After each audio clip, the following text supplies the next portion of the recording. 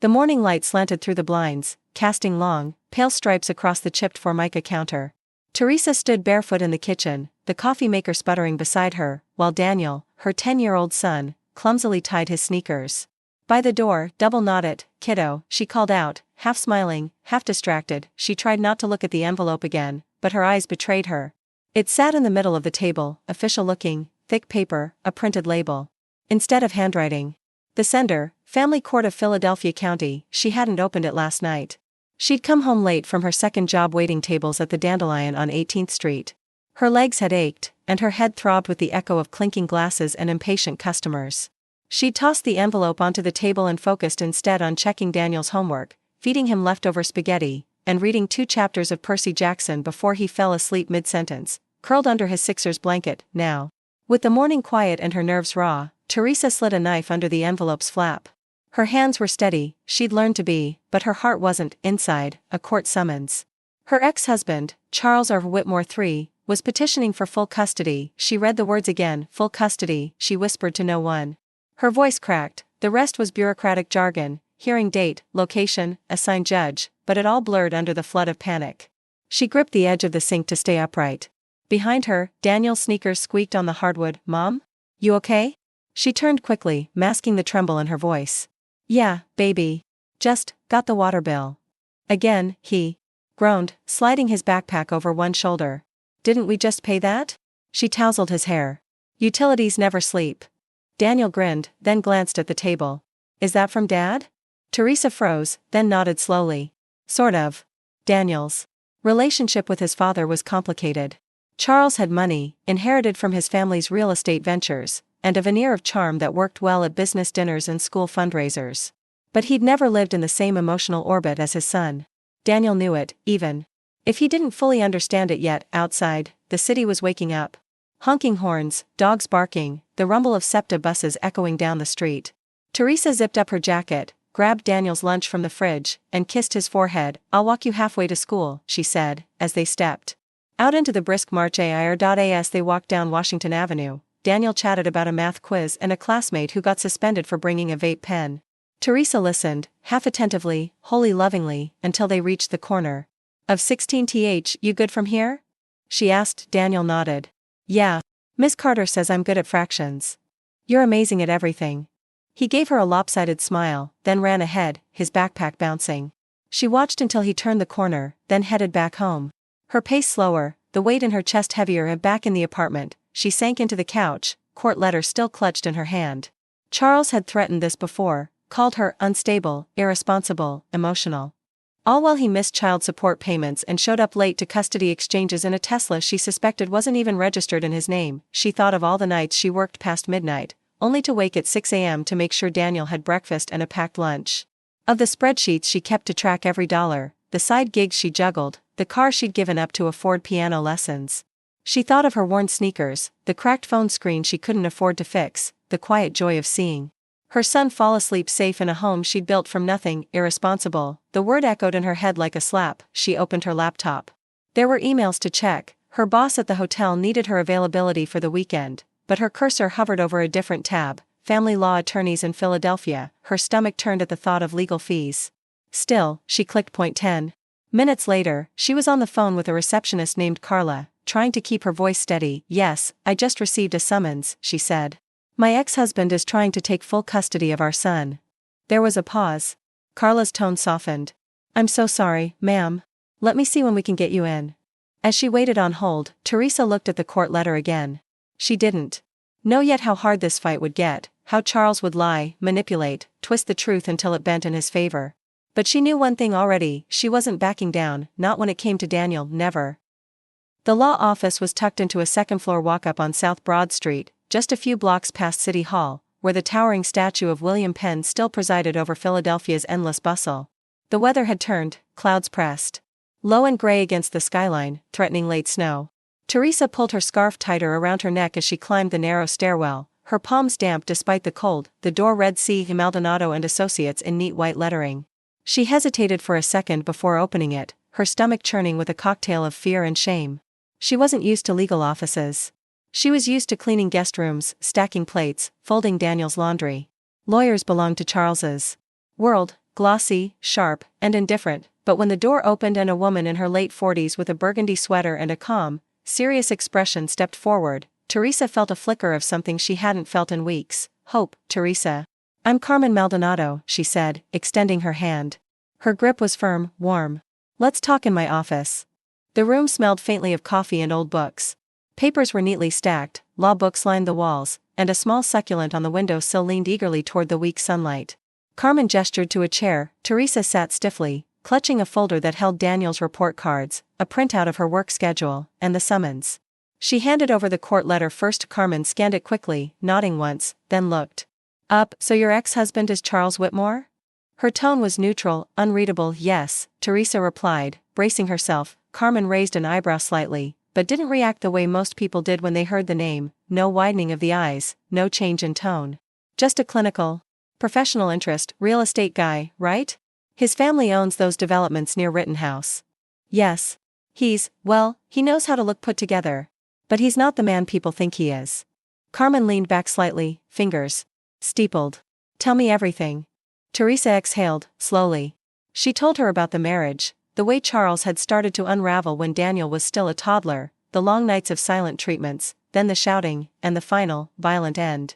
She talked about the divorce 3 years ago, how Charles fought to keep assets while offering barely enough in child support to cover groceries. How he'd miss weekends, make excuses, show up smelling like whiskey, or not at all. How Daniel stopped asking for him around age 8. And how now, after months of relative silence, he suddenly wanted full custody. Carmen took notes as Teresa spoke, occasionally nodding or asking for clarification. When she was finished, the room went quiet for a beat. Have you documented missed visits? Carmen asked finally. Yes, Teresa said, pulling out a spiral-bound notebook. Every one. I started after the 3rd time he didn't show. I thought, maybe it wouldn't matter, but I didn't know what else to do. Carmen smiled faintly. That was smart. She flipped through the pages, each missed visit, each broken promise, neatly dated and described. And your financials? Carmen asked. Teresa hesitated. I brought my last 6 months of bank statements. Carmen opened the manila envelope Teresa handed her and leafed through them. For a few moments, only the sound of paper shifting filled the room. You've been saving, Carmen said, impressed. You're putting away close to 20% of your income. That's not easy on a housekeeper's wages. I do side gigs, Teresa said quickly. Freelance cleaning on weekends. I resell thrift clothes online. I take tips and put them straight into Daniel's college fund. I haven't bought anything for myself that wasn't on clearance in 2 years. Carmen nodded again, more thoughtfully this time. You've been preparing for a future no one else sees. Teresa blinked back sudden tears. Carmen set the papers down. Listen to me, Teresa. Courts don't always do what's right. But what you have here? It's real. It's solid. Judges care about stability. Documentation. Intent. You're not rich, but you're responsible, and that matters. But he's going to say I'm unstable, Teresa said softly. He'll make me look like some overworked, anxious mess who can't give Daniel the life he deserves. And we'll show the truth. That you've been giving him the life he needs, even if it's not the one with granite countertops and private school brochures. Teresa looked up. You think I have a chance? I think, Carmen said slowly, that he has no idea what he's up against. For the first time since opening the court summons, Teresa let herself believe it might be true. The courtroom didn't feel like justice. It felt like ceremony, polished wood, tired fluorescent lights, and people in stiff suits walking like they'd done this 100 times. Because they had. Teresa sat at the long wooden table, her fingers laced tightly in her lap. Carmen sat beside her, composed and calm, flipping through the thick folder they'd assembled over the past 2 weeks. Documents. Dates. Statements. Evidence. It was all there. Across the aisle, Charles strolled. In wearing a tailored navy suit and that easy, rehearsed smile he wore at business meetings.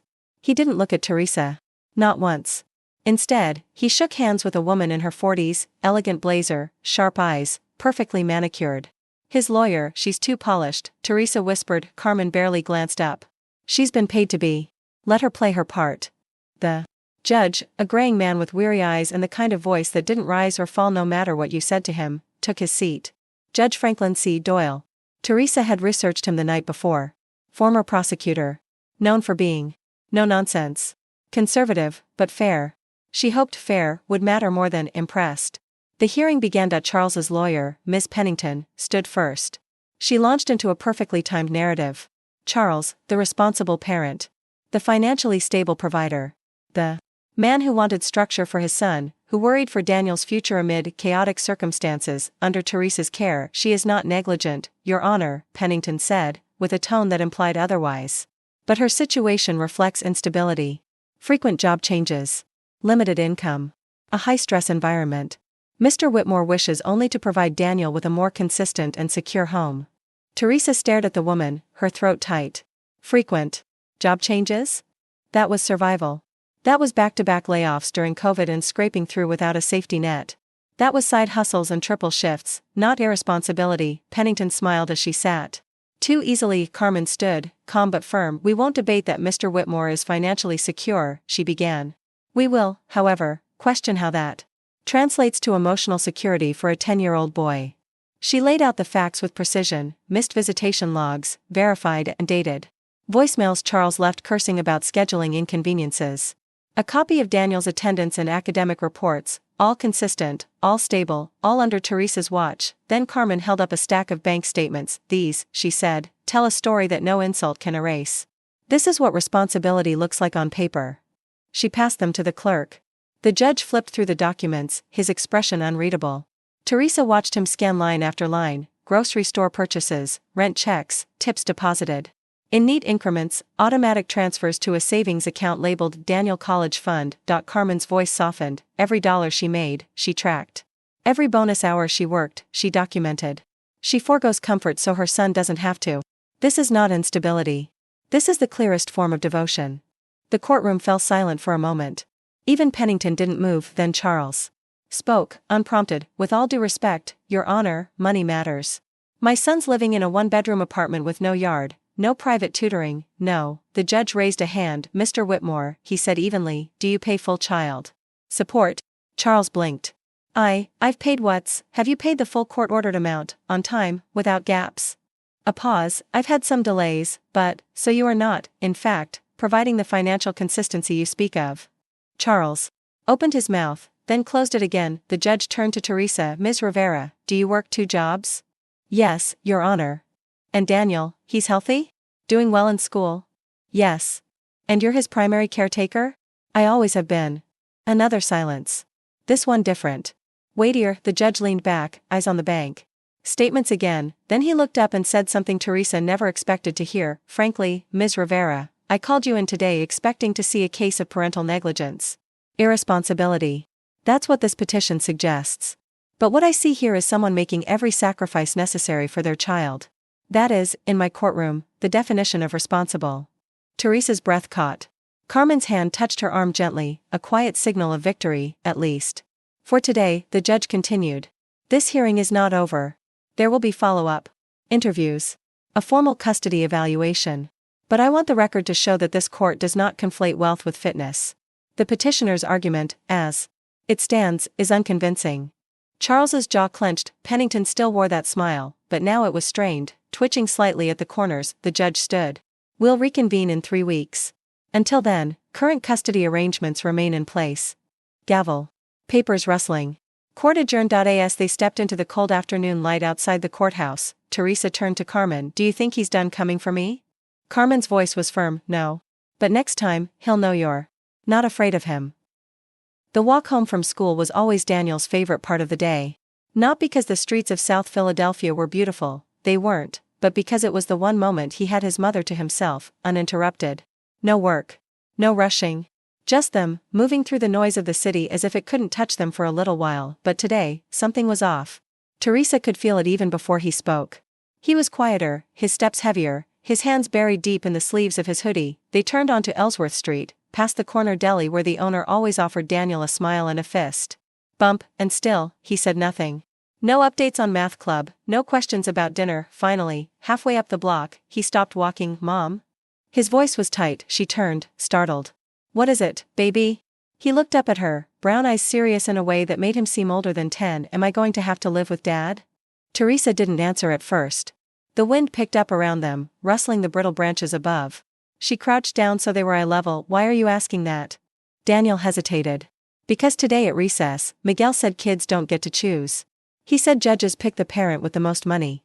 And then he said your apartment was too small for real custody. Teresa felt something sharp twist in her chest, Part heartbreak, part fury. Miguel doesn't know how custody works, she said carefully. And judges don't just look at money, okay? But is it true? He pressed. Do they really get to decide? Even if I don't want to go? Teresa looked at her son, really looked. His face was tense. There was a crack in his voice.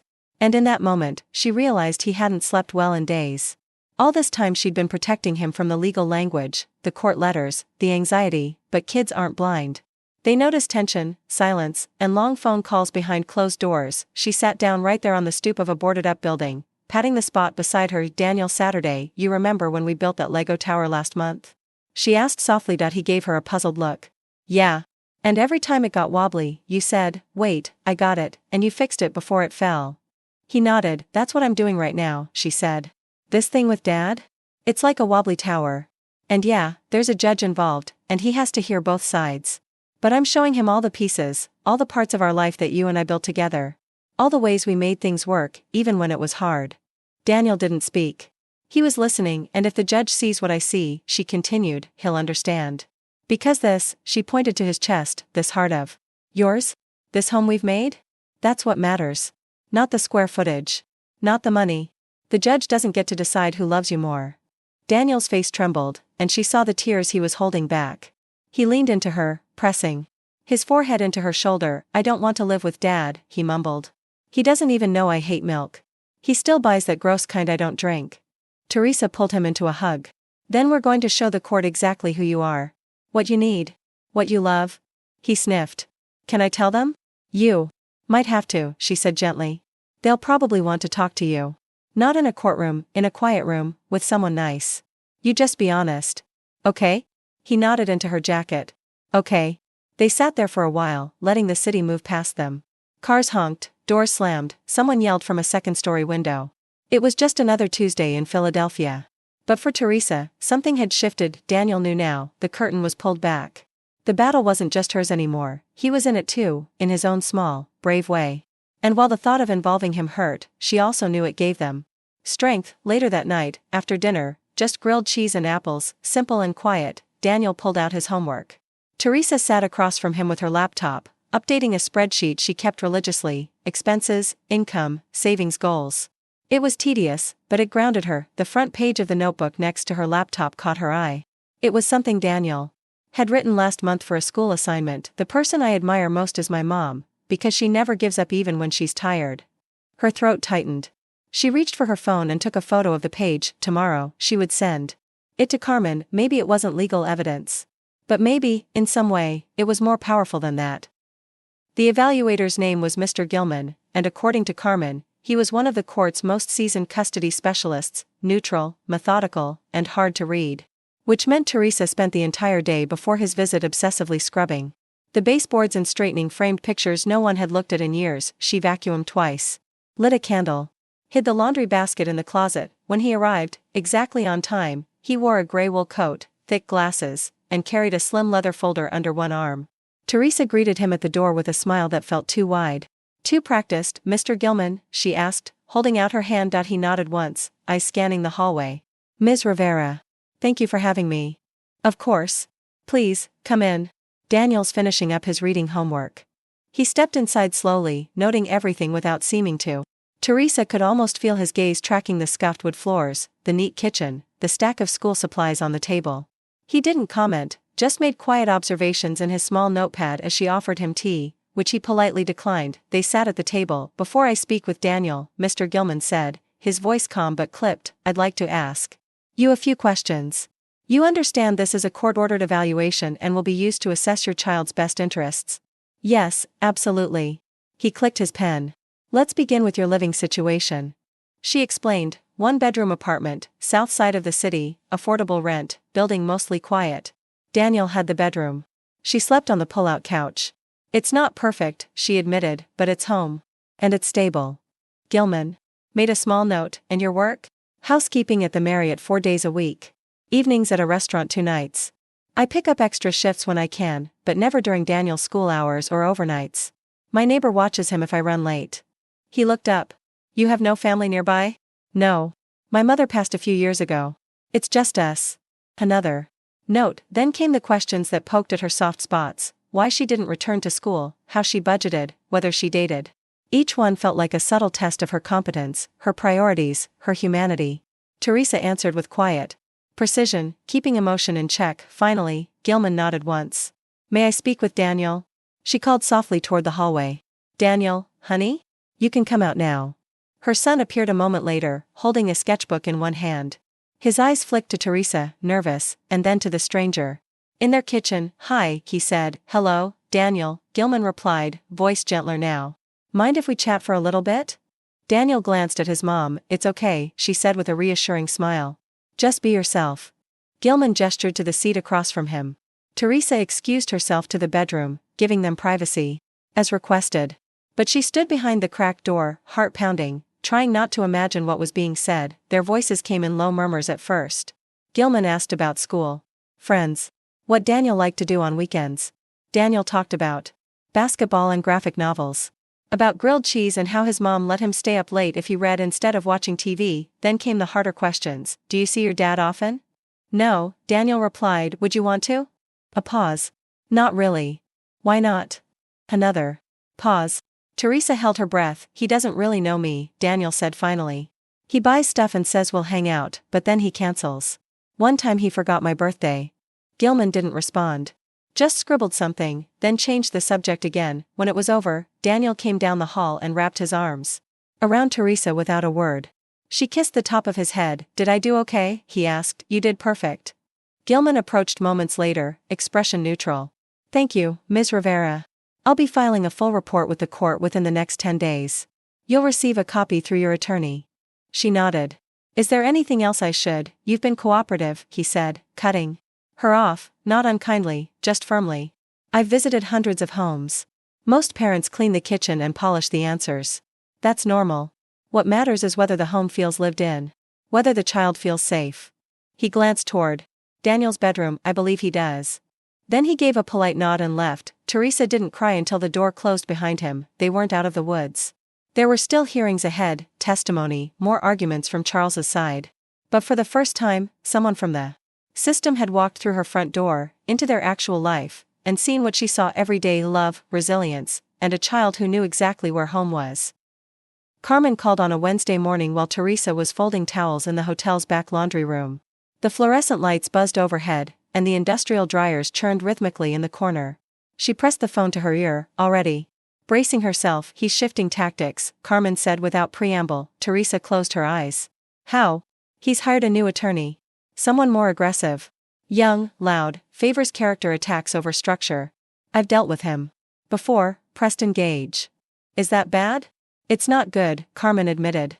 "It means Charles knows the evaluator's report isn't going to favor him. So now he's going to try to dismantle your credibility in any way he can." Teresa dropped the folded towel onto the metal cart. "He's going to dig, isn't he?" "Yes. He'll look for anything: old medical records, job histories, photos, your social media. He'll twist benign facts to build a story that fits his case. Be prepared." Teresa thought of her Facebook posts, mostly pictures of Daniel, old birthdays, a few tired jokes about late-night shifts and coffee. Still, the idea of someone combing through her life like it was evidence made her stomach churn. "Does it change anything?" she asked. "No," Carmen said calmly. "But it changes how we prepare." That evening, Teresa met Carmen at her office after work. The sun was setting outside, casting a golden glow over the high-rises of Center City. Carmen had already spread out documents across the conference table, folders labeled medical, employment history, digital records. "We're going to stay ahead of them," she said. "We disclose before they can distort. Full transparency." It felt like going to war, but one fought with bank statements and dental records instead of armor. Teresa pulled her chair closer. "Let's do it." By Friday, Carmen had sent a supplemental packet to the court, a proactive declaration. In it were Teresa's employment logs from the past 5 years, including a brief 6-month gap when Daniel was diagnosed with asthma and needed close supervision. There was her brief stint in therapy after the divorce, which she'd sought out quietly, without court order. And her earnings, tracked to the cent, humble but steady. She also included a statement, handwritten by Teresa, about her role as Daniel's mother. It wasn't flowery. Just facts. Quiet sacrifices. Long nights. The things mothers do without applause. "I want them to see her before they see a witness box," Carmen explained. "Because Gage? He'll try to strip her down to a headline. I want her to be human first.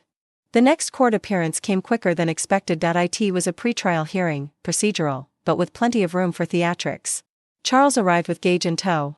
The man looked like a magazine lawyer, expensive haircut, confident smirk, a posture that dared everyone in the room to underestimate him. Gage introduced himself with the same tone he might use ordering a cocktail. Then, during preliminary arguments, he launched his first offensive. Your Honor, my client is not contesting that Ms. Rivera loves her son. We are, however, questioning her long-term ability to support him emotionally and financially, given her psychological history and precarious employment background. Teresa's stomach dropped. Carmen didn't flinch. Objection, Your Honor. There is no psychological history, unless the opposing counsel considers seeking grief counseling after a toxic divorce to be a flaw in character. Judge Doyle leaned forward. Mr. Gage, do you have documentation to support that claim? Gage cleared his throat. We have reason to believe. Belief is not admissible, the judge interrupted. Unless you have certified records or licensed testimony, this courtroom does not entertain character assassination.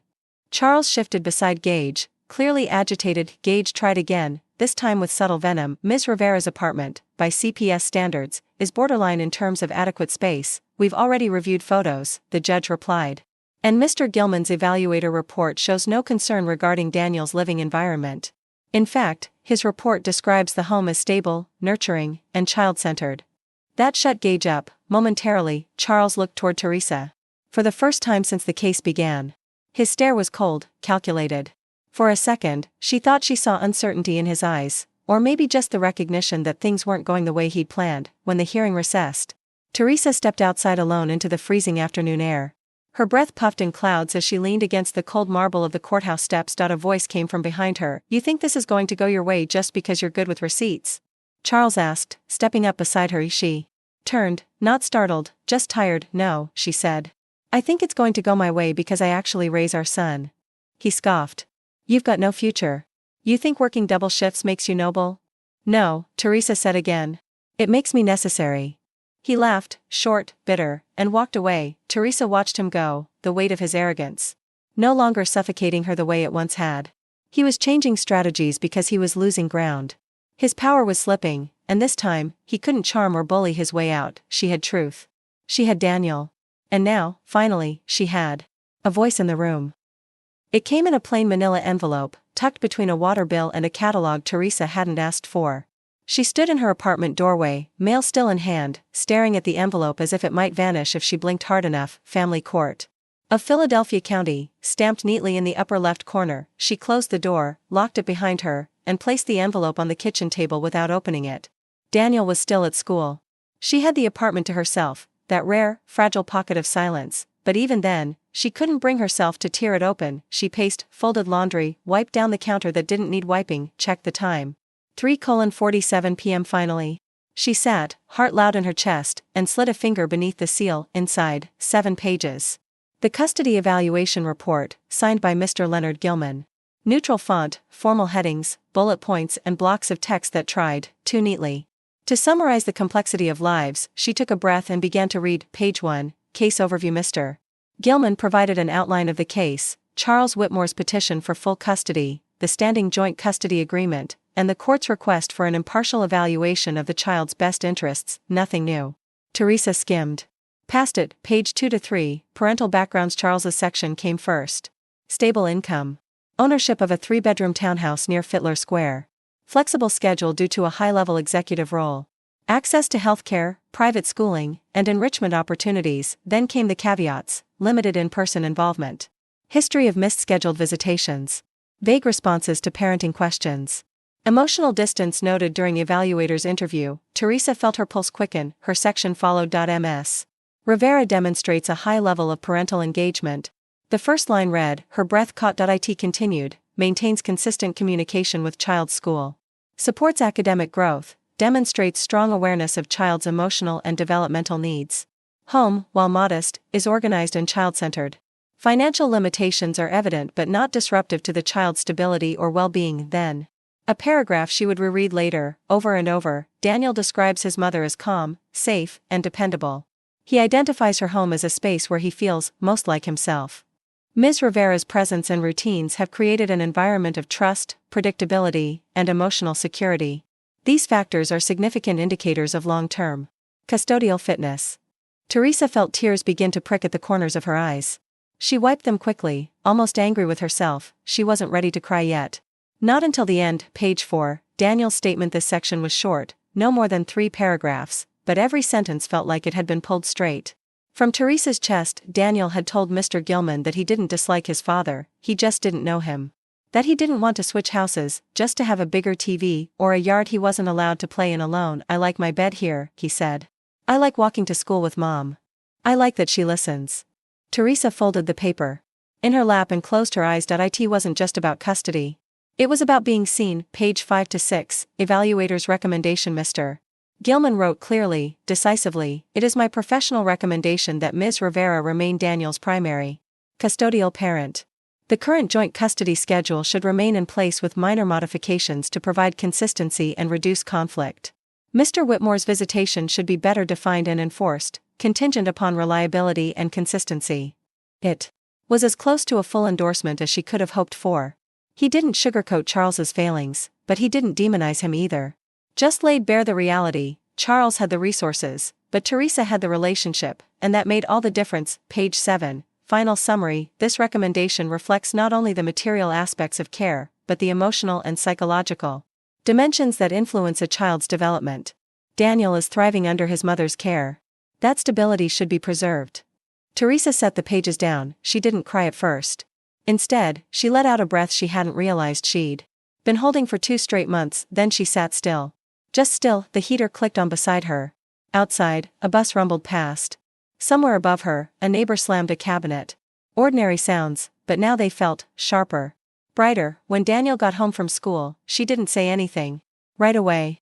She didn't want to burden him with the adult version of the news, but over dinner, between bites of roasted chicken and green beans, she said simply, "That man who came to visit? The one who asked you questions?" Daniel nodded, cautious. He wrote a report. And he told the court that this, she gestured to their apartment, is a good place for you to grow up. Daniel grinned. So they believe us? They're starting to, she said. They really are. The day of the final hearing dawned cold and clear, unseasonably bright for late March in Philadelphia. Teresa stood in front of the courthouse in her one good coat, Daniel's school photo tucked inside her wallet like a quiet talisman. Carmen arrived just before 9 a.m., brisk and focused, holding a slim black binder. They're going all in today, she said without even saying hello. Brace yourself. Teresa nodded. She didn't ask what all in meant. She didn't need to. She already knew that when Charles couldn't win with facts, he'd try to win with drama. Inside the courtroom, Charles sat flanked by Preston Gage, whose expression was that of a man about to perform, not litigate. Charles wore the same navy suit as before, hair combed too neatly, but his eyes were different this time, less arrogant, more unsettled. The courtroom was quieter than usual. No jury, just Judge Doyle presiding with his usual weary authority. The evaluator's report sat prominently on the bench beside him. Teresa could see the corner of the page where Daniel's quote had been underlined in blue pen. Gage stood first. He launched into a monologue. Your Honor, he began, it is not enough for a parent to be loving. One must also be capable, structured, future-focused. Ms. Rivera may be earnest, but we are here to determine not who loves the child more, but who is better equipped to guide him into adulthood. Teresa bristled. The way he said earnest, like it was a flaw. A liability. Then came the surprise. Gage called a witness, a former coworker of Teresa's, someone from a cleaning job she'd left nearly 2 years ago. Teresa's heart pounded.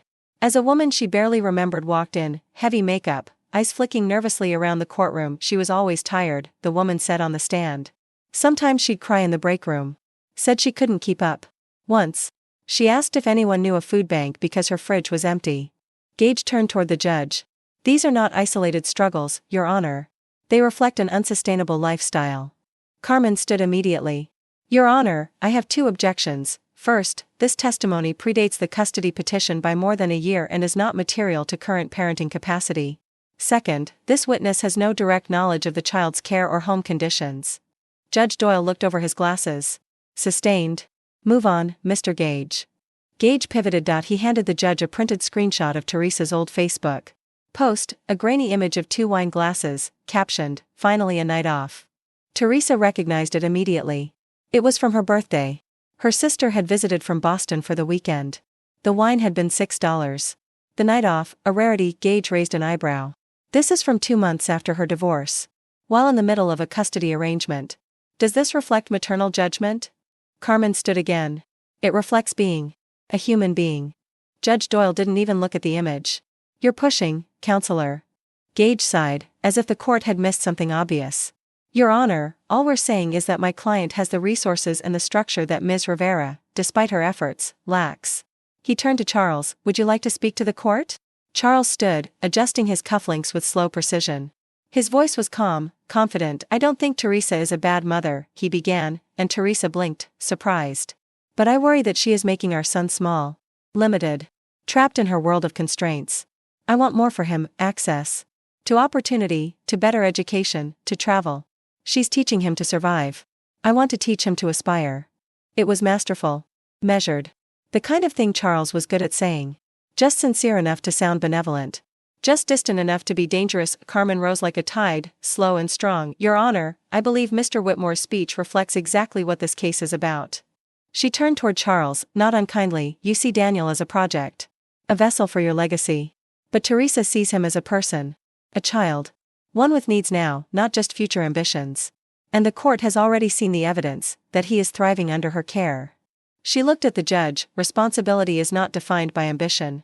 It is defined by consistency, by compassion, by presence. Teresa has offered all three. Mr. Whitmore has offered only the illusion of more. A pause. No one breathed. Your Honor, Carmen concluded, we're not asking you to punish Mr. Whitmore. We're asking you to protect Daniel from being treated like a transaction instead of a child. Judge Doyle sat in silence for several seconds, flipping the evaluator's report closed. He cleared his throat. I will issue a formal written decision within 7 days. Until then, current arrangements remain. Thank you, counsel. Gavel. Dismissed. Teresa felt the whole room exhale. Charles stormed out without a glance. Gage followed, already pulling out his phone. Outside, Teresa leaned against the courthouse wall, the stone warm from the late afternoon sun. Carmen turned to her. Voice low. That was his last shot. And it missed. The letter arrived on a rainy Thursday afternoon, the kind of rain that blanketed the city in a steady, stubborn drizzle, not dramatic, just constant, like background noise that wouldn't quit. Teresa had just returned from her morning shift at the Marriott. Her uniform hung damp by the radiator, and her fingers were still pink from wringing towels and scrubbing bathroom grout. She was halfway through folding laundry when she saw the envelope on the floor, slipped through the mail slot sometime while she was out. Family Court of Philadelphia County Re. Custody decision. Case #13C, 481. She stood there for a full minute. The envelope balanced in her hands. The air felt suddenly too still. The weight of the past 4 months, the hearings, the depositions, Daniel's voice in the evaluator's report, it all narrowed into this one sealed moment. She sat down at the kitchen table. Took a breath. Tore the envelope open. Inside, a 4-page ruling, signed by Judge Doyle. Her eyes scanned quickly, not yet able to absorb the legal paragraphs. Then, halfway down the second page, her vision stopped at a single line bolded at the center. The court finds in favor of maintaining and formalizing Ms. Rivera's status as Daniel Whitmore's primary custodial parent. Teresa blinked. Read it again. Primary custodial parent. A short, sterile phrase, but behind it lived every 3 a.m. shift, every call to the school nurse, every grocery list calculated down to the last cent. Every bedtime story whispered on a tired voice. Every form of love she had ever offered without recognition. The decision continued in more detail. Ms. Rivera has demonstrated unwavering commitment to her son's emotional and physical well-being. Her financial discipline and household stability, though modest, offer a consistent environment in which the child has shown demonstrable academic and psychological health. The court recognizes this as evidence of long-term parental fitness. The joint custody agreement would remain, in name. But visitation with Charles would be reduced, now supervised for a period of 6 months due to his inconsistent behavior. Daniel would not be moved from his current school. The court discouraged any relocation of the child without a substantial review. In conclusion, it read, custody is not a prize awarded for status or affluence. It is a responsibility, earned through presence, stability, and care.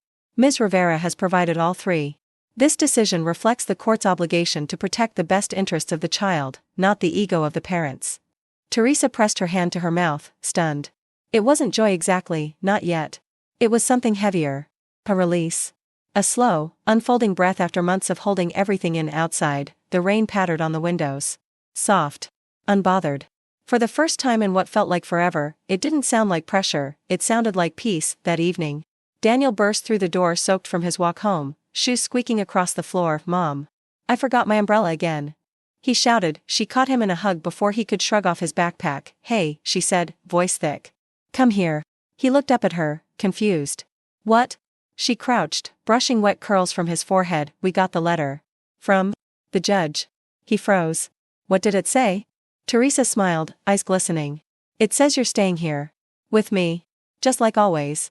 For a moment, Daniel didn't react. Then he wrapped his arms around her neck and held on tighter than he had since he was a toddler. I knew it, he whispered. I knew they'd see. Later that night, after dinner, Teresa sat with Carmen's email open on her laptop. She'd sent her a scanned copy of the ruling, along with a short message. It's over. You did it. Teresa replied with 3 simple words, we did it. Then she closed the computer, turned off the lights, and sat by the window watching the city blur in the rain. The fight had changed her, worn her down and made her stronger all at once. But tonight, in the quiet, she didn't feel like a warrior, she felt like a mother. A good one. And now, finally, the world agreed. The courthouse was behind them now, but the story didn't end with a signature. It never does. 3 weeks after the judge's ruling, Charles requested a meeting. Carmen called Teresa one evening after Daniel had gone to bed. He wants to talk. She said. Teresa, folding laundry by the kitchen sink, let out a dry laugh. Now? He says he wants to clear the air. No legal motions. Just a conversation. Teresa hesitated. Her first instinct was to say no. He'd had months to be honest, and years before that to be a father. But something kept her quiet. For a beat too long, and Carmen added, if you do it, make it for your closure, not his. I'll be there if you want me to be. Teresa thought of Daniel, how he hadn't asked about his father since the ruling. Not out of fear or bitterness. Just disinterest. The silence of a child who'd learned what to expect and adjusted. Tell him I'll meet, she said. But it's not for him. They met at a coffee shop in Rittenhouse Square, one of those sleek places with exposed brick and $5 drip. Coffee. Teresa arrived in jeans and a cardigan, hair pulled back, no makeup. She wasn't here to impress anyone. She was here because some things deserved to be heard aloud, if only once. Charles was already seated when she walked in. He stood as she approached, still playing the role, crisp button-down, leather briefcase by his side. The same polished mask he'd worn in court, in life. Teresa, he said, with a tight smile. Thanks for coming. She sat across from him without returning the smile. Say what you came to say. He paused, as if the words were heavy. I wanted to say. I was wrong. She looked at him, eyebrows raised. About what? He exhaled. About a lot. I underestimated what it takes to raise a child alone. I thought money was enough. Or that love could be bought back after being absent for too long. I didn't think the court would. She cut him off. This isn't about the court, Charles. He blinked, caught off guard. This is about Daniel, she continued. About the fact that he stopped waiting for you to show up. About the birthdays you forgot. The times you canceled last minute. The time he cried when you didn't call on Christmas, and I had to tell him your phone probably died because I didn't want him to think his father just didn't care. Charles looked down. She didn't stop. You came into that courtroom trying to win. Like it was a negotiation. But this wasn't about winning. This was about showing up. You never understood that. He finally spoke, voice low. I thought if I got custody, I could try again. Do it right this time. She shook her head slowly. You don't try again with custody papers. You try again by showing up every Saturday. By answering when he calls. By knowing he hates milk and loves comic books and gets nervous before math quizzes. There was a long pause. Outside, the rain from earlier had cleared, and people passed by the window wrapped in coats, lives moving forward. Charles cleared his throat. Can I still see him? Teresa considered this carefully. Her instinct was to protect, to close the door. But she knew Daniel would ask one day. And the answer mattered. You can ask him, she said. When you're ready to hear the truth from him, not just try to fix things with an apology. He nodded. Fair. She stood. This conversation's not going to change the past. And it won't undo what you didn't do. But at least now, you heard it from me. Not from a lawyer. Not from a judge. Charles stood too. I'll do better. I hope so, she said. For his sake, not yours. She left the cafe without another word, stepping back into the chilled air of the square, the wind sharp but clean. That night, as Teresa tucked Daniel into bed, he looked at her sleepily and said, Mom? Is Dad still mad? She paused. No. I think he's sad. Daniel nodded like he understood something she didn't have to explain. I'm not mad either, he whispered. I just like it better here. She kissed his forehead. Me too. She turned off the lamp, heart quiet. Peace settling in like a slow tide. Not because everything had been resolved, but because everything that mattered had finally been said. It was a Saturday morning, the kind that whispered of spring, blue skies, just enough sun to dry the sidewalks, kids in hoodies riding scooters down narrow Philly blocks. Teresa sat by the window with a cup of coffee, the smell of toast lingering. In the kitchen, Daniel was at a classmate's birthday party, his laughter and energy momentarily out in the world. Giving her the rare gift of stillness, she had almost forgotten about the notebook, tucked in the back of her closet. Inside a shoebox filled with old receipts and baby photos, was the worn blue spiral she'd started keeping after Charles first threatened to take Daniel. It was half financial log, half journal. Most of it was messy, notes scrawled at midnight, to-do lists, bills paid, phone calls logged. But wedged near the back was a single, empty page she had labeled months ago, and never touched in case he ever needs to understand. Now, for the first time in a long while, the fear had eased just enough for something else to rise in its place, the need to leave Daniel a record. Not because she thought he'd doubt her, but because someday, he might wonder, how hard was it? Why didn't you give up? How did we win? So she took the notebook from the box, opened to the last empty page, and began to write, "Dear Daniel, you won't read this now. Maybe not even in the next few years. Maybe you'll never need it.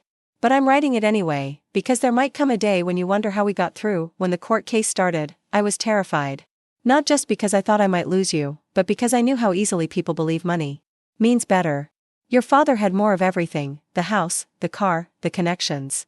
I had a cleaning job in a small apartment with a leaky faucet and a couch that creaks when I turn over at night, but what I also had, and what I still have, is the truth. I knew your homework folder better than anyone. I knew the exact sound you make when you're pretending to sleep. I knew your favorite kind of cereal and how you get quiet when you're thinking hard. I knew your dreams, Daniel. I helped build them. When they called me unstable, I wanted to scream. But instead, I stayed steady. I kept receipts. I saved every dollar I could. I tracked your dentist visits, your report cards, your piano lessons. I held our world together with duct tape and love. There were nights I cried when you were asleep. There were mornings I woke up afraid. But not once. Not for a second, did I regret the life we built together. You don't owe me for that. I didn't do it so you'd feel guilt or gratitude. That I did it because I'm your mother, and I will never stop choosing you. Love, Mom. She stared at the page for a long time after the last word. It didn't feel like closure, not exactly. The story wasn't finished. There would be more birthdays, more changes, more small heartbreaks and big victories. But it felt like something important had been placed where it belonged. A record. A truth. A quiet monument to the fight no one outside their little apartment would ever fully understand. She tore the page from the notebook and slid it into a folder labeled simply, "For Daniel." Then she placed it in the back of her desk drawer somewhere. Down the hall, she heard the front door open, Daniel's voice calling out, breathless from running up the stairs, "Mom. You home?" "Right here," she called back, and just like that, the moment folded back into the rhythm of life. But the letter stayed behind, waiting, because someday, maybe far from now, Daniel would need to remember how deeply, fiercely, and unshakably he was loved, and how hard his mother had fought to prove it. The courtroom was long behind her. So were the lawyers, the case files, the fear that had once lived like a second pulse beneath her skin.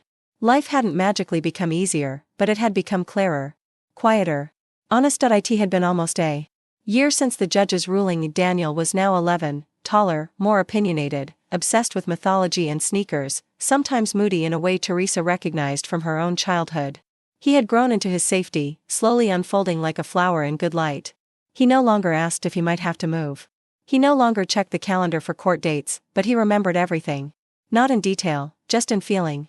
And one night, seemingly out of nowhere, he looked up from his cereal and asked, "Mom, did Dad ever really want me?" The question landed like a stone in her chest. Teresa set her spoon down gently, buying herself a moment before speaking. Daniel didn't ask it with bitterness, not even with sadness. Just curiosity. But behind it, she heard everything he'd never said out loud. The missed birthdays. The quiet comparisons to friends with two parents in the stands. The letters that never came. She reached across the table and brushed a crumb from the corner of his mouth. "I think," she began slowly, "that your dad wanted the idea of being a father. But he didn't understand the work of it." Daniel tilted his head. "What do you mean?" She chose her words carefully. Some people love with their words. They make promises, big ones. But love is also lunchboxes and late-night fevers and sitting through your band recital even when they hate music. Love is showing up, over and over. She looked him in the eye, and he didn't do that. Not the way you needed. Daniel was quiet for a while, swirling his spoon. "So he didn't love me enough?" She swallowed the ache in her throat. "No. It's not about enough. He loved you the only way he knew how. But I don't think he understood what real love looks like. Not the kind you give to a kid. Daniel nodded slowly, like he was filing it away. Okay. And then he went back to his cereal. Just like that. Later that night, after Daniel had gone to bed, Teresa sat alone on the couch. With an open folder in her lap, Daniel's middle school registration forms. She filled them out with careful penmanship, checking the box for emergency contact. Same neighbor as always. Same address. Same guardian. There had been no new motions filed by Charles since the ruling. His supervised visits had dwindled from awkward Saturdays to polite cancellations. He'd called twice in the past 6 months, once on Christmas, once on Daniel's birthday. Each time, Daniel had spoken briefly, kindly, then handed the phone back without expression. There had been no fight left in Charles. Just silence. She was learning to accept that silence. It was no longer a threat. Just absence. A few days later, while cleaning out a drawer, Teresa found a small envelope Daniel had sealed months ago. The handwriting was unmistakable, blocky, crooked letters, written with a blue marker. To Mom. For later, she opened it carefully, expecting maybe a drawing, or an old school note, but inside was a folded index card, and on it, 6 simple words: thanks for not letting me go. She stared at it, tears welling without warning, not from pain, but from something deeper. The kind of emotion that rises when you realize that someone saw you. Understood. Even if only now, even if only just enough. She pressed the note to her heart. All this time, she'd been telling herself that the battle was for Daniel, to keep him safe, to protect his future. But in the quiet of that moment, she realized something else. He had saved her, too. His needs had become her anchor. His trust, her fuel. And now, as he stood on the threshold of adolescence, they were walking beside each other, not as a mother dragging her son uphill, but as two people who had weathered a storm and made it out whole. That night, she tucked the note into the folder labeled, For Daniel, right next to her own letter. 2 stories, side by side. 2 truths, and 1 quiet promise, fulfilled. She had never let him go. And he had never stopped seeing her to the end.